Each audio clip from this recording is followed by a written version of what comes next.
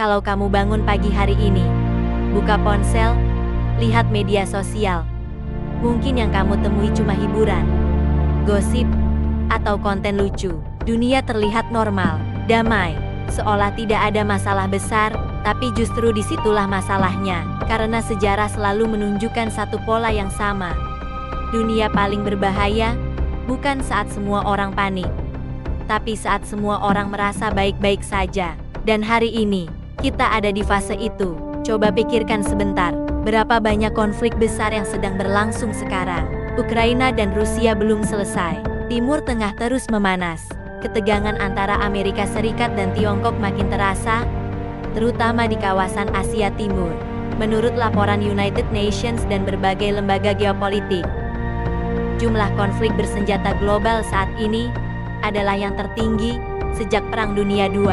Tapi anehnya, kita tidak merasa sedang hidup di dunia yang berbahaya. Kenapa? Karena perang hari ini tidak selalu datang dengan suara bom yang kita dengar langsung. Perang modern lebih senyap. Ia datang lewat sanksi ekonomi, lewat perang teknologi, lewat manipulasi informasi. Tanpa kita sadari, dunia sedang terlibat dalam apa yang oleh banyak analis disebut sebagai perang multidimensi. Sekarang, mari kita bicara uang, karena ini bagian yang paling dekat dengan hidup kita. IMF dan World Bank berulang kali memperingatkan soal ketidakpastian ekonomi global. Inflasi memang terlihat melambat di beberapa negara, tapi utang global justru mencapai rekor tertinggi sepanjang sejarah. Banyak negara hidup dari utang, bukan dari pertumbuhan nyata. Pertanyaannya, apa yang terjadi kalau kepercayaan itu runtuh? Sejarah ekonomi mengajarkan satu hal penting.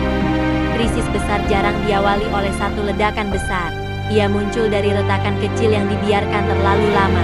Dan hari ini, retakan itu ada di mana-mana. Harga pangan yang fluktuatif, biaya hidup naik lebih cepat dari gaji, PHK massal di sektor teknologi dan industri kreatif.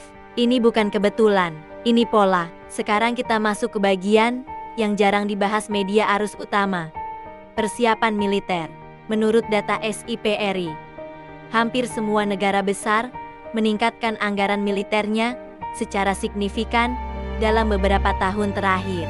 Bukan cuma satu atau dua negara, hampir semuanya. Produksi senjata meningkat, aliansi militer diperkuat, latihan perang makin sering dilakukan.